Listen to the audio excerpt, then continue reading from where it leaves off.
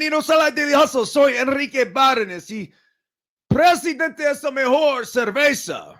No abate por No Filter Network. Miguelito San Dieguito, a.k.a. Bobby Ballhall, a.k.a. Bobby Barrels, as he's known in Savannah, not with us today. But dead or alive, job or no job, we properly salute our boy. Yes, yes, yes, yes, yes, yes, yes. Woo!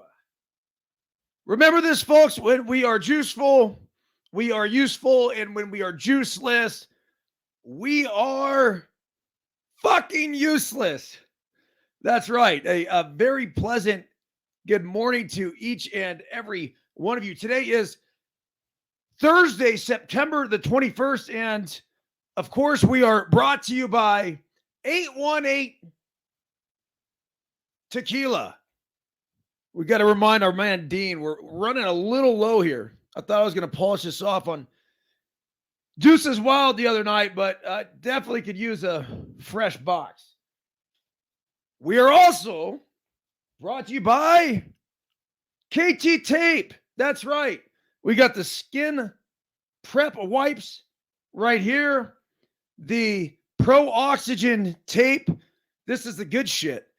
And don't forget about the blister prevention for all of our ultra runners, anyone looking to go on a long hike, journey, whatever. And never forget about your package. Chafe safe. Got to use it. Got to have it. Got to keep it clean. Got to keep it tight. Got to keep it neat. I am going to fire on some of the KT tape right after this. I went on a little hike this morning on the treadmill. I mean, literally, that's all I can really do right now. My quads are barking, man. I posted the video of the downhill running down the ski slope, and it was awesome. Like, such a cool thing. And it's just, you put your body point downhill and just go, and essentially you're catching yourself with your feet as you're charging down the hill. Well, of course, I woke up. I did this 2 days ago. I woke up yesterday. I'm like, ugh. And then today, it's that delayed onset soreness. So my quads are just, oh. Anyhow, quote of the day: your attitude towards failure determines your altitude after it. John C. Maxwell. The Daily Hustle, what the fuck fact of the day: the odds of getting a royal flush are exactly 1 in 649,740. I would have never guessed that. I won in a few thousand for sure, but 649,000. Jeez Louise. Joke of the day. What did the yoga instructor say when her landlord tried to evict her? Namaste. That's funny. All right. Let's get into the life optimization. We'll go over a little football and get into the baseball scores and highlights from last night. Take a look at the playoff picture as it is getting down to the nitty gritty. But we always start with something from a health perspective here. We're a life optimization podcast. And today, I found this article in the Washington Post, and it basically says, take care of your teeth and gums. Oral health can affect your brain.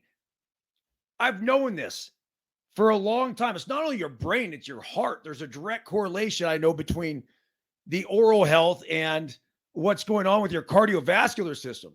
But it's now even expanded, and they're talking about the potential effects on the brain. It says poor oral hygiene is associated with an increased risk for myriad health problems, including heart disease, diabetes, cancer, arthritis, and early death.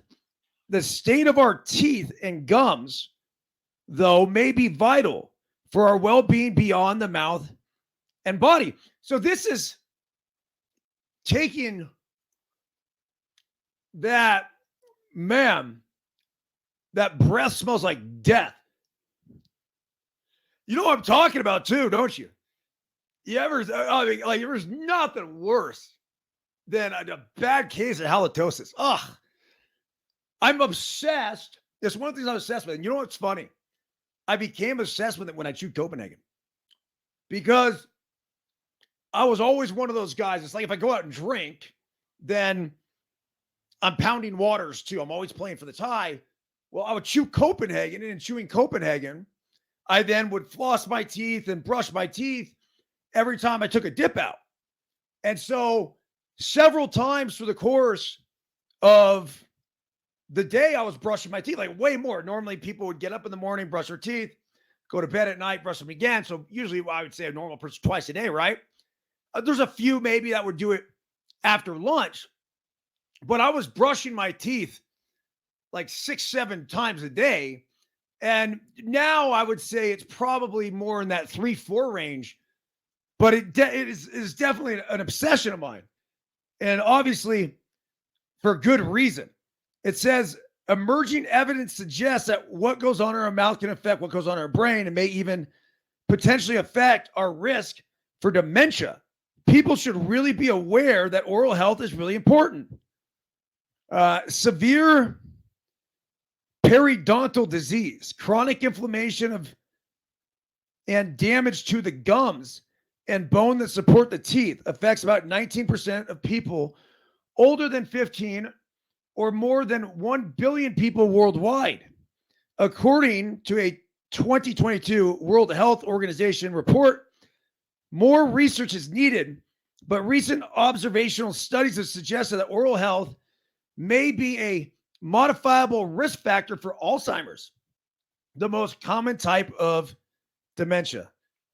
Jeez. Okay. So it says connecting dental and mental health. One of the first studies to document the link between gum disease, tooth loss, and Alzheimer's disease focused on a cohort of aging nuns. What a great place to start. Who were part of a larger study on aging. Researchers tracked 144 of the nuns and found that severe tooth loss was associated with dementia, risk up to 6.4 times higher than compared with those who lost fewer teeth. It says mouth bacteria may infect the brain. Research has found that bacteria that normally resides in our mouth may also infect the brain and potentially contribute to Alzheimer's disease. Mouth inflammation can affect the brain as well if we do not brush our teeth for several days. Look, do me a favor. Look up. I've made my kids do this when they were younger. I would make them look up pictures of people that didn't brush their teeth for like a month. It's so gross. It is really, really bad. All right. So it says if we do not brush our teeth for several days, each tooth develops a thin biofilm called dental plaque that teems with acid-producing bacteria. Your body doesn't like these bacteria. They're on the edge of your teeth and on the edge of your gum. With plaque buildup comes inflammation of the gums as our immune system tries to fight off infection. Gingivitis, the mildest form of periodontal disease, is still reversible. Brushing and removing the plaque buildup will allow the gums to heal. But more severe gum disease or periodontitis can follow if the gingivitis is not addressed. The whole body is fighting against bacteria. The immune system is really provoked and alert and working really hard against these bacteria. So anyway, bottom line is brush your fucking teeth. It's not that hard. I'm going to send this article to my kids. I guess when you're a kid, what happens is you just sort of lose sight, I guess, of like the little things. Does that make sense?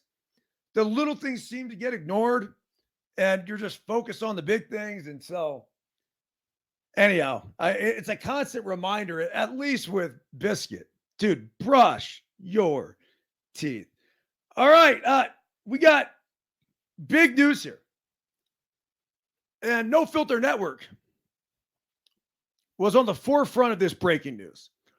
And that was Jason Kelce saying that rumors of Travis Kelce dating Taylor Swift are absolutely true.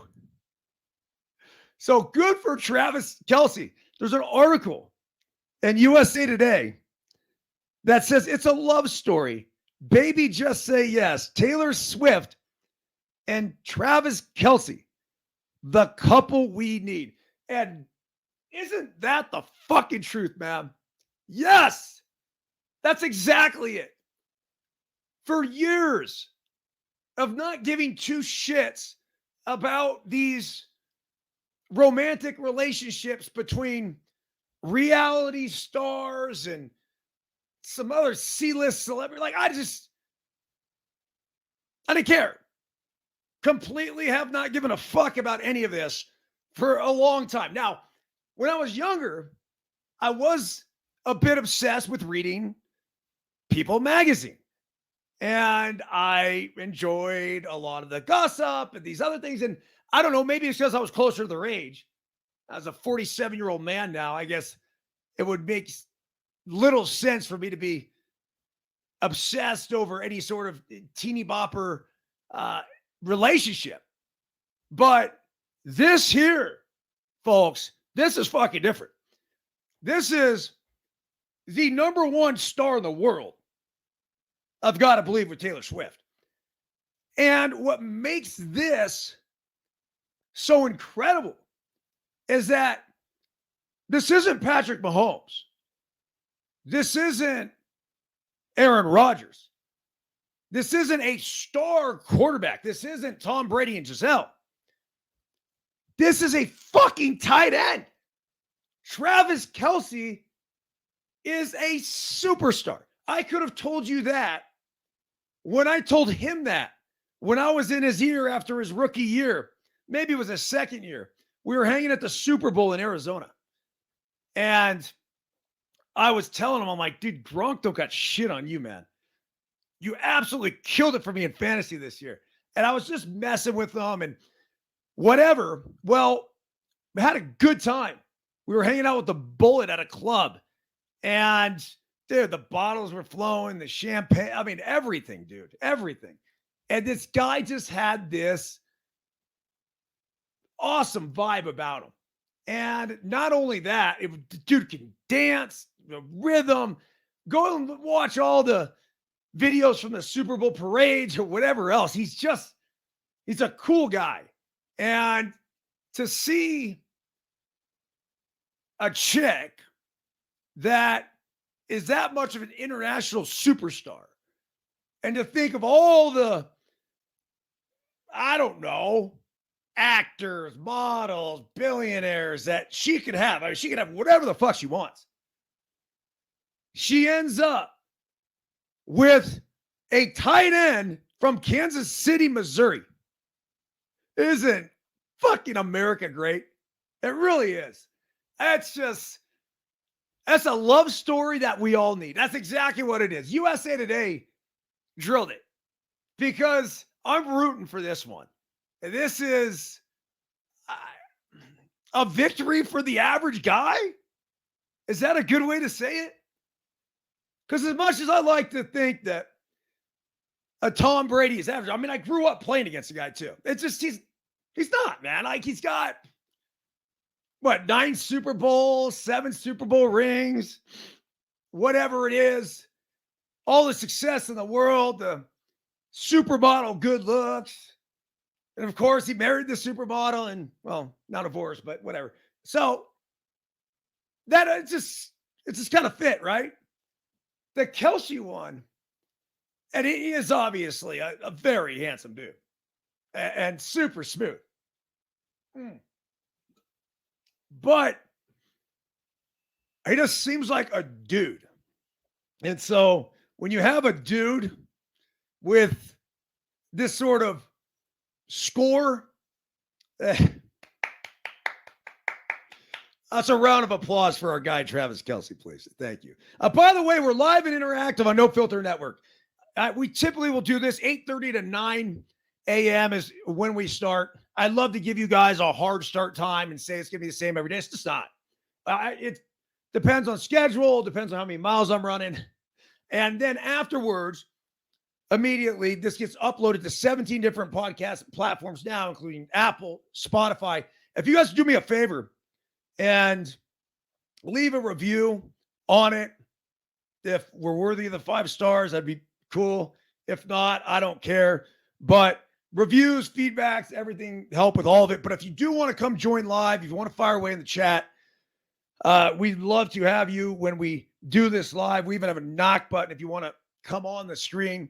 Don't do a lot of that usually in the mornings just because we have a pretty hard stop at, I think it's 46 minutes was my instructions. So we will do what we can to get there. By the way, football tonight, we have the Giants at the 49ers. Thursday night football. Niners are 10.5-point favorites. The OU in this game is 44. I will officially go on record as saying I love the 49ers and I love the over. You had the New York Football Giants start the season by losing 40-0, and then they found themselves down 20-0 to Arizona last week. And they had a miraculous comeback. But I don't know if they went back to New York or that they just went to San Francisco. It'd probably make a lot more sense if they just went to San Francisco and went and practiced out on the West Coast somewhere. I could look into that. But either way, it's either a long week and them being away from family and everything else, or if they did go back to New York, it's a 5-hour flight back there, another 6 hours coming back the other way. It's a lot, and it's a super short week, so I doubt it. I'm sure they probably did stay out. But that said, the offense started clicking, so you got to think they're going to be able to put up some points, and I think the Niners might score 44 on their own.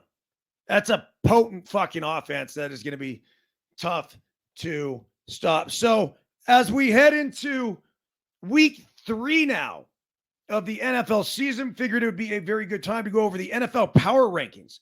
The 0-2 Chargers better turn it around. I mean, there's a little article about that, talking about what the Chargers have gone through. Los Angeles Chargers head coach Brandon Staley doesn't buy that last season's horrific playoff collapse.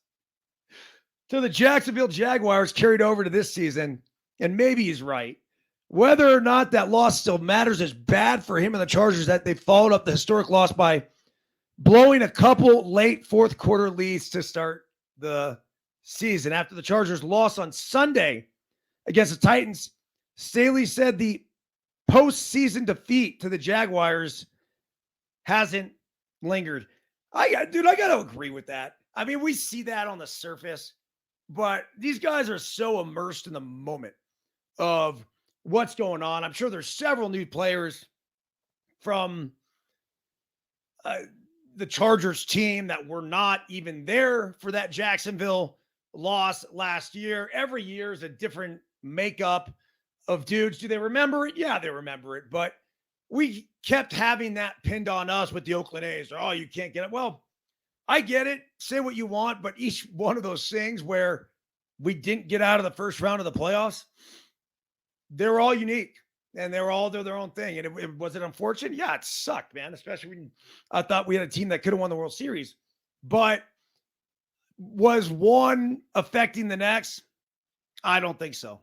I really don't. Here it says the Chargers are 0-2, and it could get worse in a hurry. Next up is a road game against the Minnesota Vikings, and that's definitely not a gimme. The Chargers should beat the Las Vegas Raiders at home. Yeah, but I mean, look, not so fast.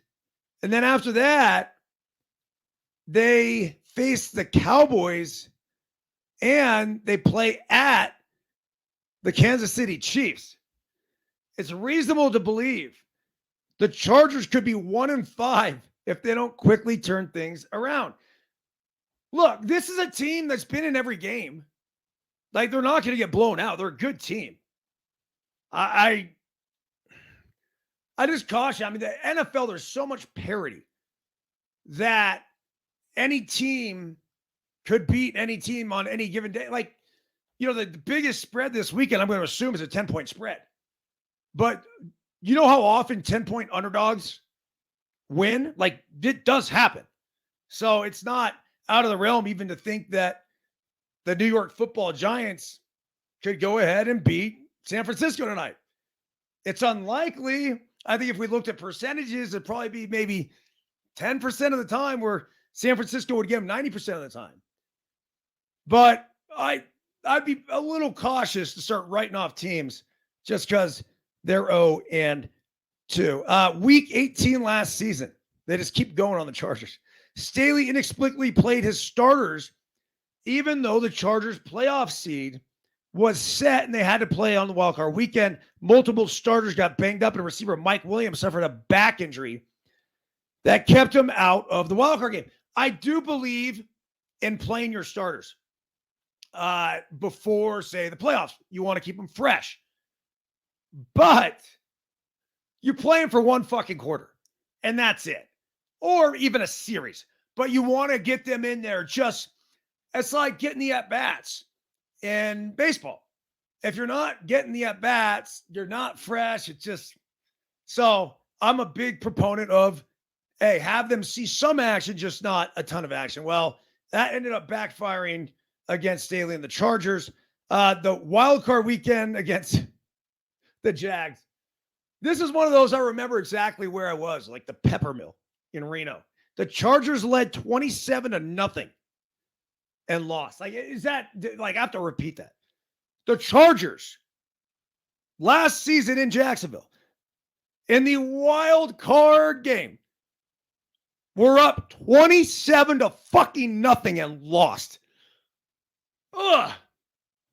Before that game, only 4 times in the NFL regular season or playoff history had a team blowing a 27-point or more lead. The Chargers were just a second team to have a 27-point lead and lose in regulation.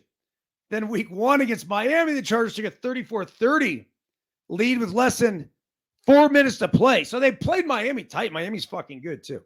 They allowed a game-winning drive to Tua and the Dolphins offense. Staley, who was a defensive coordinator in his previous job, oversaw a defense that allowed Tua to pass for 466 yards. That's a lot. And then week 2, the Chargers led most of the game, including an 11-0 lead early on. They led 21-17 in the fourth quarter, but they gave up the lead, tied it at the end of regulation. Couldn't do anything with the first possession of overtime and then allowed a field goal to end the game. It makes me think, and this is, because obviously you want the ball in overtime, right? You flip, you get the ball, you score a touchdown, it's over. I do think there's a distinct advantage. If you get a stop of the other team in that first possession, and all you got to do is come down and kick a field goal now, that's huge. That's not a bad spot to be in. I'd still take the ball, but I don't think it's as lopsided. I'd love to see the statistics of teams that get the ball first in overtime. What percentage of the time are they winning? Stephen Luker. I'm going to go ahead and put him on that.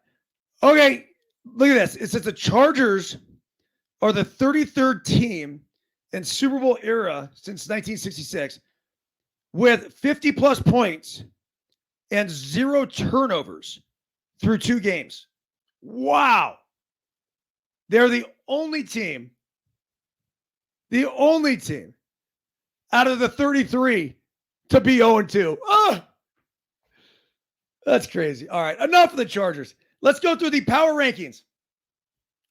We're going 32-1. 32. Chicago Bears. If you go by the eye test, the Bears look like the NFL's worst team. They're doing nothing above average. Justin Fields looks worse as a passer this season. The defense is awful again, probably because the Bears decide to invest their free agency into off-ball linebackers for some reason. Brandon Staley's seat might be the hottest, but the Bears coach is right there with him. Matt Eberflus. 31, the Cardinals. The Cardinals are better than I figured. They led the Commanders and the Giants in the first 2 weeks of the season. Let me go back here. But they end up blowing both games. I mean, in really just kind of awful fashion. That one against the Giants last week, no bueno. Houston's at 30. They're 0-2. Nico Collins might be having a much anticipated breakout. He has 226 yards through 2 games. He has never broken 500 yards in a season before. Collins has good chemistry with CJ Stroud, and his emergence is a positive for the Texans. Number 29, Carolina. 0-2. I don't think Bryce Young is a problem for the Panthers. He isn't playing great as a rookie, but it seems clear that the talent around him just simply is not good enough. You got the Broncos, who are 0-2. They led 21-3 at home and couldn't finish. After 3 touchdowns on 3 drives, the Broncos had 4 first downs in the next 6 drives. Those drives included a punt, a fumble, a punt, an interception, a field goal, a punt. For a brief moment, it looked like Russell Wilson was back, and then the rest of the game happened. 27, Indianapolis Colts, 1-1. I mean, that's kind of crazy because that's not too many 0-2 teams. 5. And now we're to the 1-1 to Indianapolis Colts. Anthony Richardson was the first Colt with 2 rushing touchdowns in the first quarter of a game since Edgerrin James. Remember Edgerrin James, University of Miami, the gold teeth and all? In 1999. 26, the Las Vegas Raiders. Josh Jacobs has 46 yards on 28 carries. That's because the Buffalo Bills just fucking stymied him. He didn't have a chance last week. That's an astounding slow start for last year's rushing champ. Yes, it is. 25, the Rams. That's awfully low. The Sean McVay, Cam Akers, on-again, off-again relationship is wild. This is the second straight season Akers has been buried with trade rumors flying. Last season, Akers reemerged to becoming a difference-making back down the stretch. This seems unlikely this season, but who knows? I do know this. Puka Nacua is a fucking savage. Picked him up off the waiver wire after the, 20 targets in week 1, maybe 15 at least. And then last week, I think it got up to like 25 targets. You can't make this shit up. And it's going to make you think a little bit. And this was brought up to me last night by Chipper Matoyan. What does this mean about Cooper Kupp? Is he as good as we all think he is, or is he a system receiver? I think a little bit of both. Because if you looked at, say, Wes Welker and then Julian Edelman, like those guys are system receivers, no matter what. But you still have to be very efficient with your routes, and you have to catch the fucking football. So whether it's Cooper Kupp, Puka Nacua, or Wes Welker and Julian Edelman back in the day, yeah, the job's a great one if you can get it. And the rewards and the catches are plentiful, but you still have to do your job. So are they products of the system? To an extent, but I don't think that's everything. Bottom line is Puka's killing it for the silver belt bucklers. So thank you. 23 Minnesota Vikings. So the Vikings, they have a 23-0-2. Okay. Well, they have the Patriots. Okay. So they're not just going off the record. I mean, obviously not. I was going to say there had to be more 0-2 teams than that. The Vikings last season were 11-0 in one-score games, which was an NFL record. This season, they're 0-2. Law of averages.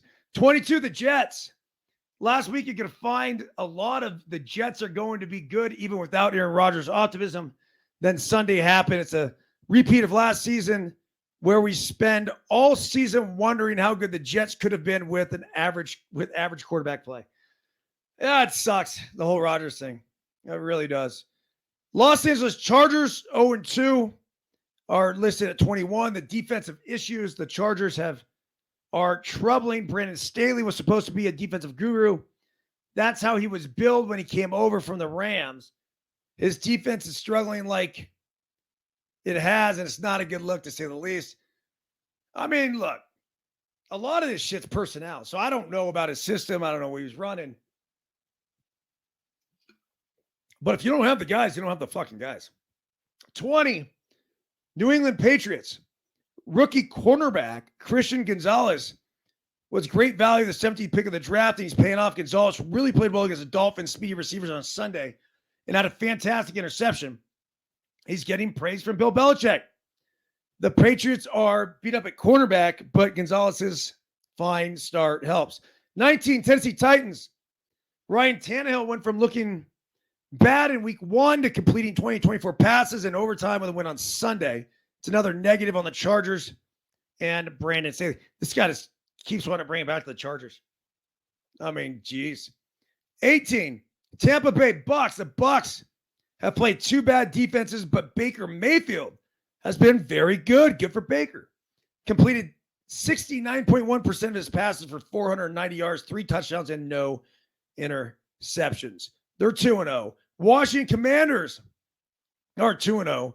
Saying Sam Howell has a long way to go to quarterback. For starters, he holds the ball way too long, but he also has an innate playmaking ability, and that's why they're 2-0.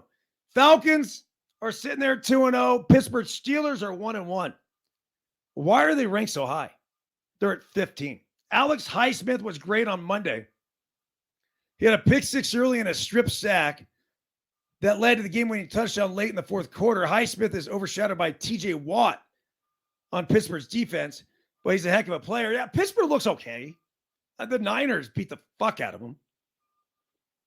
And then they beat the Browns. 15, it's kind of high.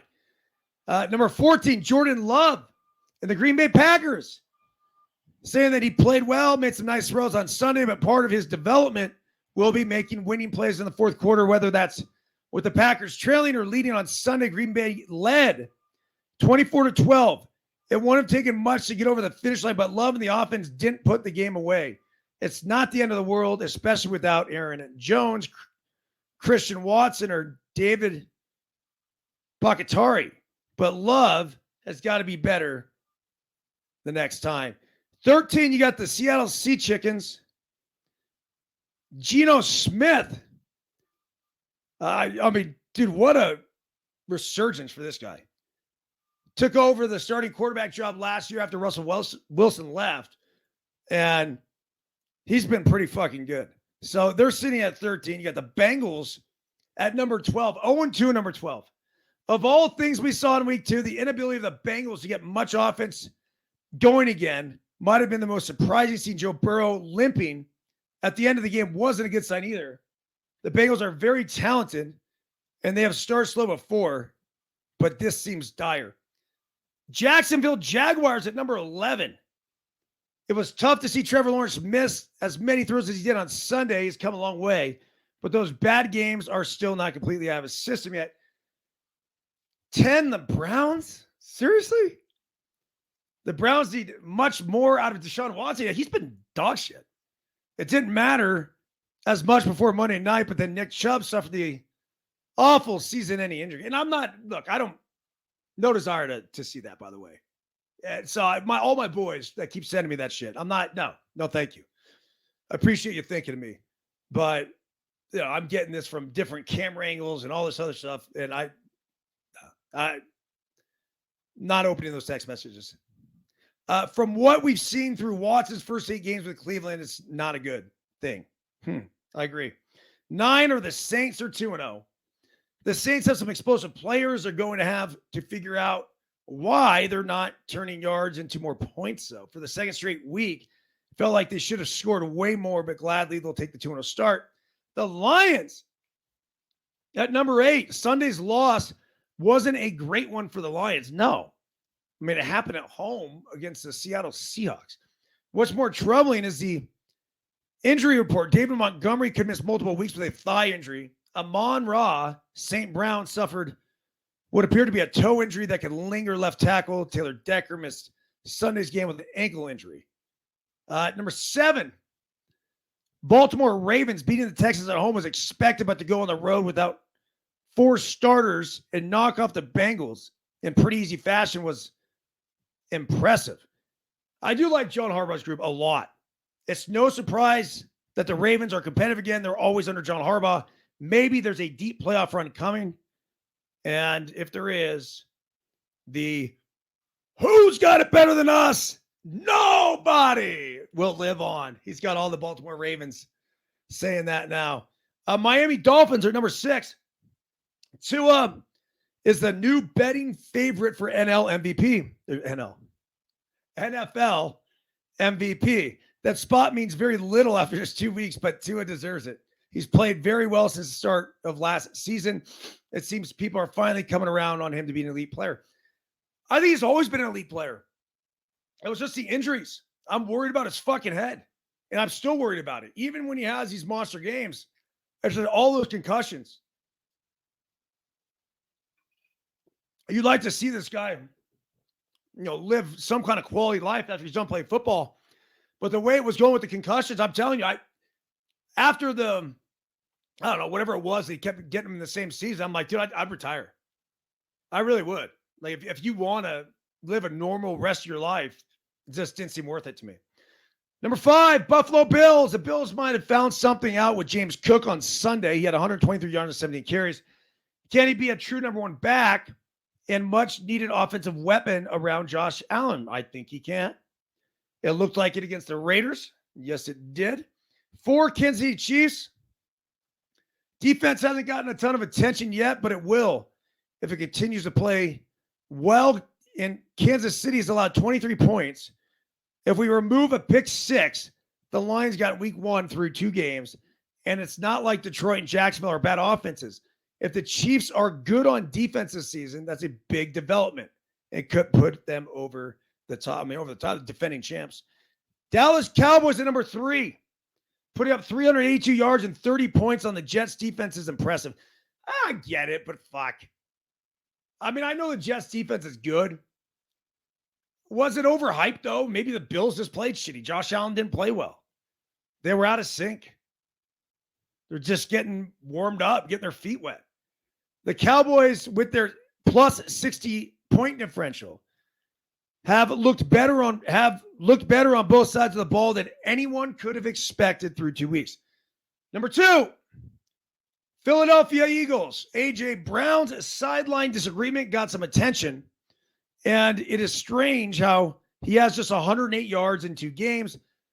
That will likely turn around very soon. The Eagles' passing offense with a new coordinator isn't off to a great start, and Brown's production is the easiest way to spot that.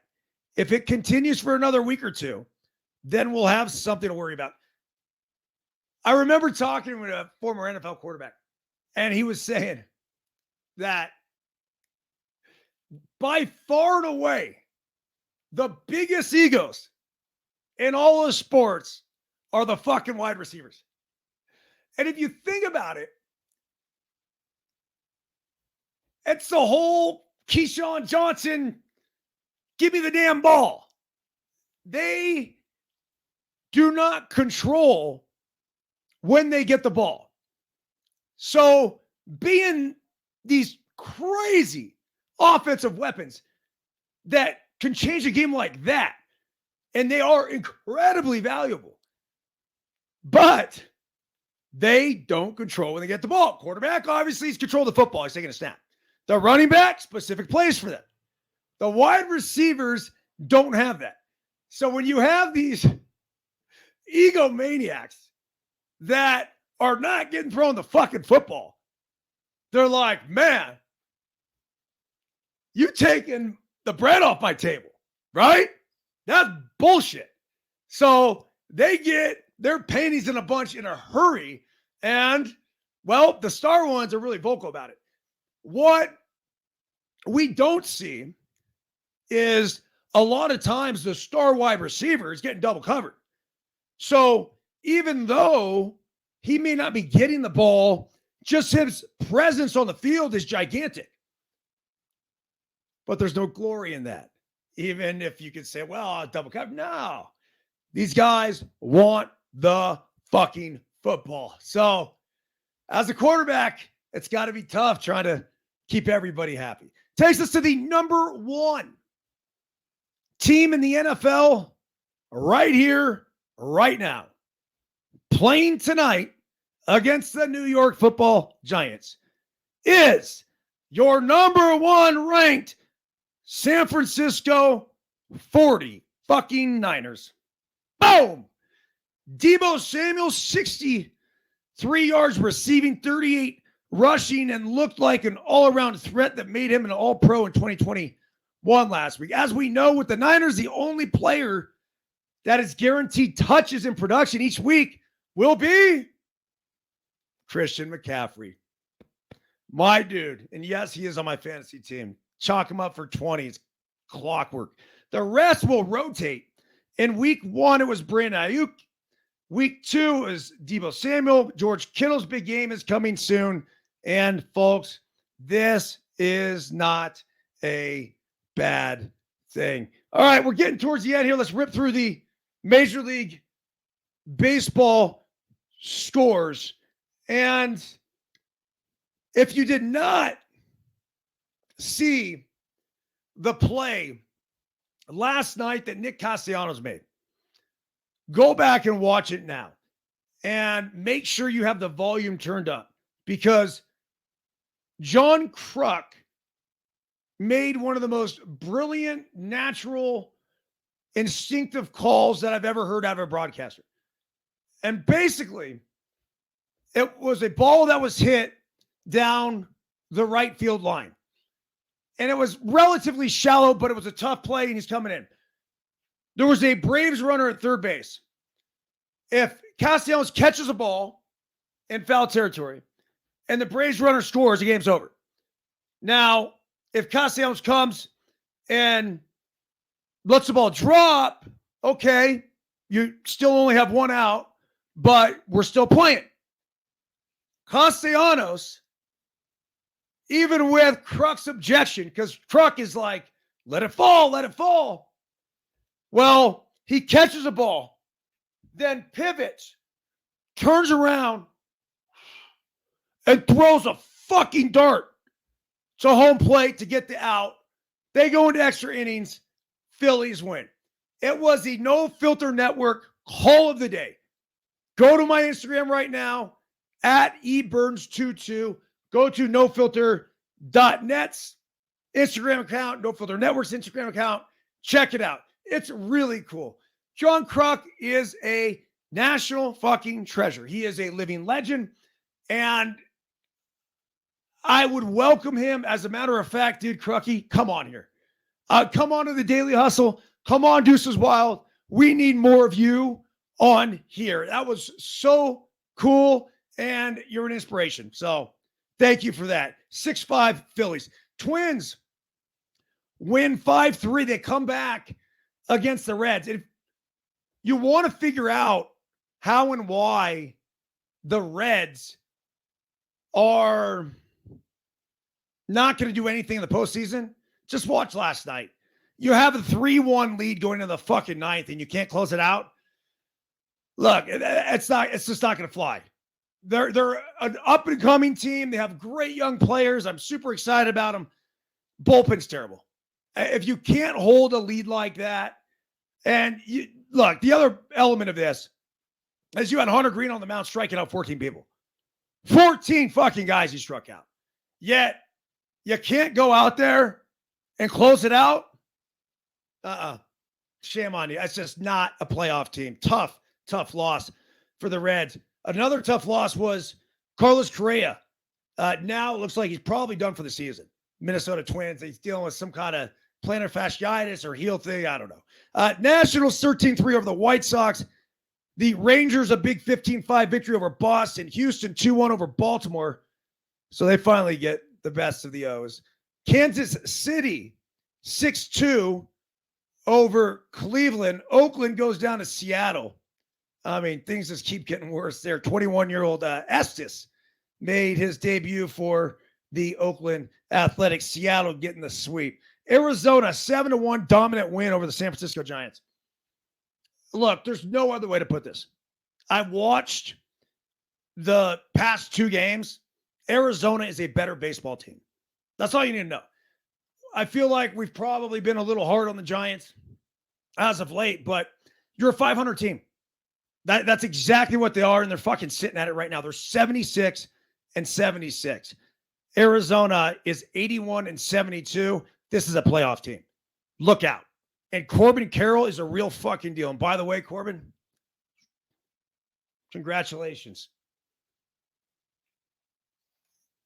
Welcome to the 2050 Club. I'm going to have to get you one of these member-only jackets. This one specifically was from Family Feud. But it's a huge accomplishment. I know because I have been there before. As a matter of fact, you know what? Fuck it. Corbin, you decide which one you want, buddy. I only had 21 homers with the 50 bags. You got 25. So you take the choice. I'll send this thing out along with the No Filter Network lid, and we'll be the only 2 members of the Arizona Diamondbacks 2050 Club. But welcome. On that note, yeah, I'll deal with it later. All right. San Diego 3-2 over Colorado. The Angels 8-3 over Tampa. The New York Mets 8-3 over Miami. Toronto 6-1 over the Yankees. The Yankees are now back to 500. Keep an eye on that winning season streak that started in 1992, which is in jeopardy. The Pirates 13-7 over the Cubbies. The Brewers 8-2 over the Cardinals, and Detroit 4-2 over the Los Angeles Dodgers. I watched that one last night too. James Outman, the kid that used to call Byrnesy when he was a kid growing up in San Carlos, a sick Superman diving catch. Go ahead and check that one out too. All right, of all the shows, that was one of them. Back at you with Daily Hustle tomorrow. Don't forget to please leave a review on the podcast. Hit the 5 stars if you're feeling generous, and just, I don't know, write a little something. Send the love and any recommendations, anything else you guys like to see or talk about or whatever. I'm always open for suggestions. That's it. See